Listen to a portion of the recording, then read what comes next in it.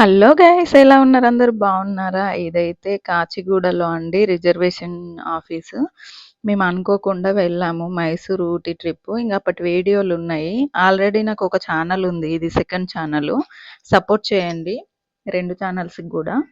అందులో పెట్టట్లేదు లైవ్ కానీ షార్ట్స్ కానీ, అందుకోసం ఈ ఛానల్ స్టార్ట్ చేశాను. ఐడితో కామెంట్ చేసినా రావట్లేదండి.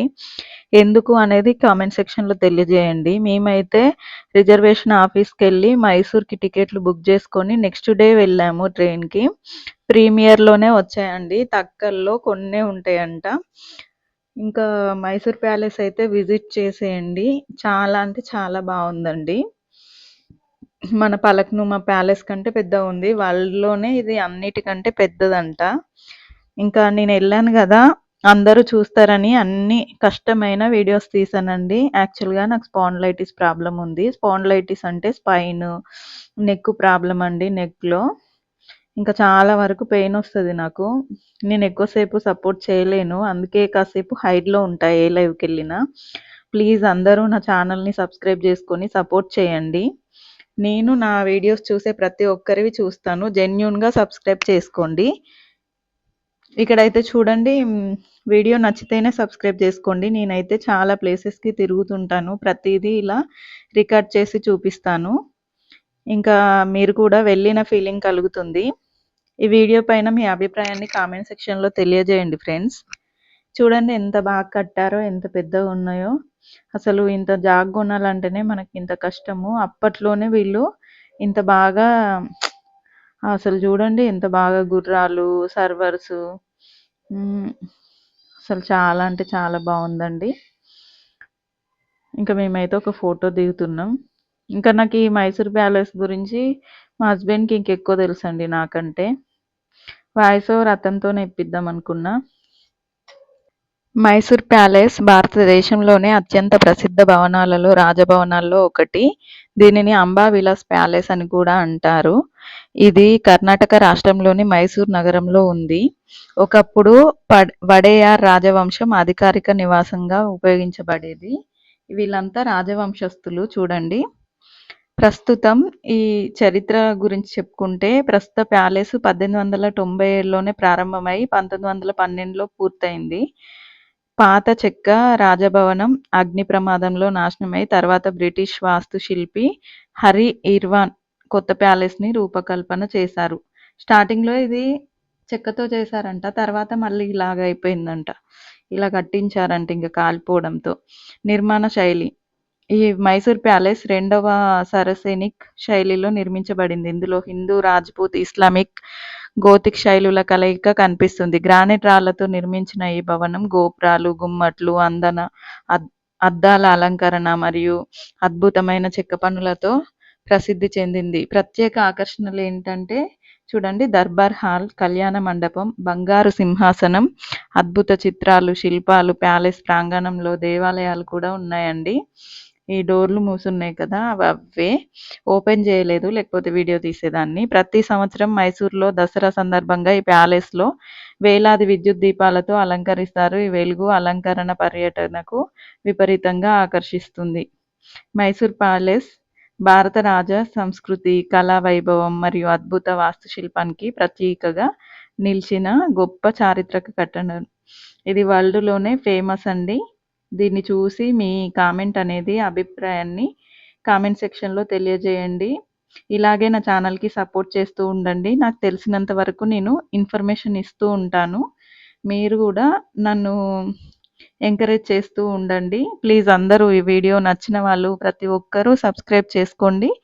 ఛానల్ని సబ్స్క్రైబ్ చేసుకొని ఖచ్చితంగా ఫ్రెండ్స్ అండ్ ఫ్యామిలీ మెంబర్స్కి షేర్ చేయండి.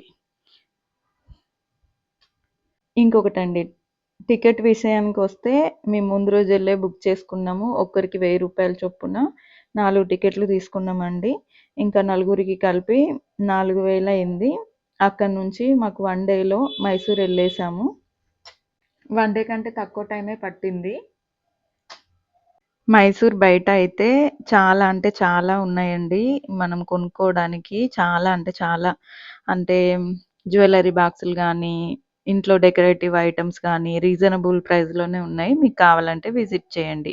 అలాగే మైసూర్ నుంచి బయటకు రాగానే ఇంకా ఆటో వాళ్ళండి చాలా కాస్ట్ చెప్తున్నారు. ఇక్కడికెళ్తారా, అక్కడికెళ్తారా అని. మీరైతే బార్గెయిన్ చేసి మరీ వెళ్ళండి. అలాగే మేమైతే బృందావన్ గార్డెన్‌కయితే బస్‌లోనే వెళ్ళాము.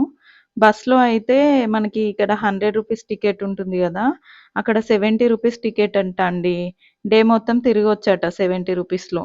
ఇది గూడా నోట్ చేసి పెట్టుకోండి మైసూర్ వెళ్తే. ఇంకొకటేంటంటే మైసూర్ వెళ్ళినప్పుడు మేము మైసూర్ ప్యాలెస్‌కెళ్ళే ముందు మా హస్బెండ్ ముగ్గురికి మా ఇద్దరికి ఫుల్ తీసి పిల్లలకి హాఫ్ తీశారు. పిల్లలకి అసలు టికెట్ అవసరం లేదండి. 11 ఇయర్స్ బిలో ఉన్న వాళ్ళకి. 11 ఇయర్స్ అబోవ్ ఉన్న వాళ్ళకి అవసరము. నేనక్కడ చదివి మా ఆయనకి చెప్తూనే ఉన్నాను. ఆయన వినిపించుకోకుండా తీశారు. ఇంకా అలా లాస్ అయ్యాం మేము. నాకైతే అసలు ఒక 2 అవర్స్ దాకా ఆ గిల్ట్ అనేది పోలేదు. అంటే రూ. 170 అండి ఇద్దరికి కలిపి. ఏమన్నా కొనిచ్చేవాళ్ళం గదా!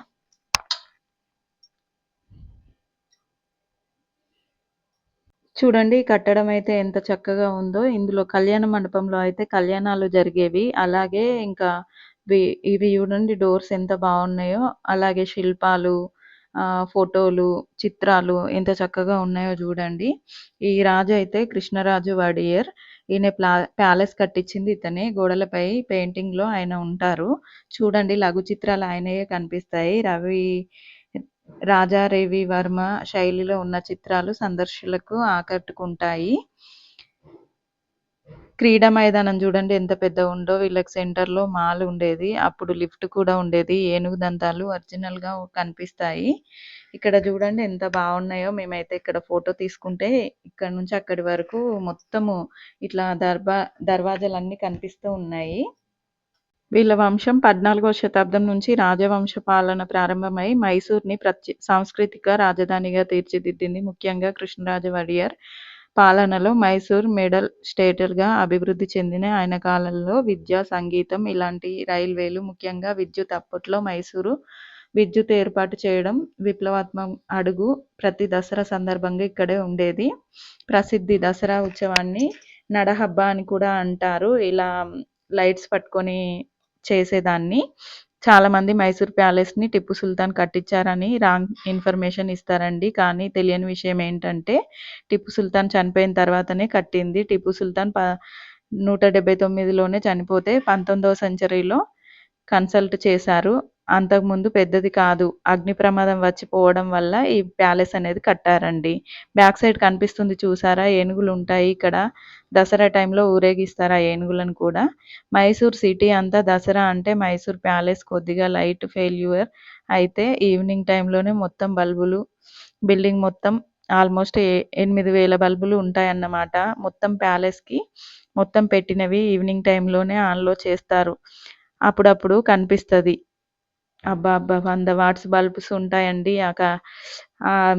ఆ వెలుగులో ప్యాలెస్ అనేది అద్భుతంగా ఉంటుంది. మీకు పిక్ అనేది షేర్ చేస్తాను నేను. నేను అప్పుడప్పుడు వెళ్తుంటానండి మైసూరు. ఇదే ఫస్ట్ టైమ్ కాదు. మా హస్బెండ్ కూడా ఇదివరకు వెళ్ళొచ్చారు. ఇంక ఇద్దరం కలిసైతే ఇప్పుడెళ్ళాము.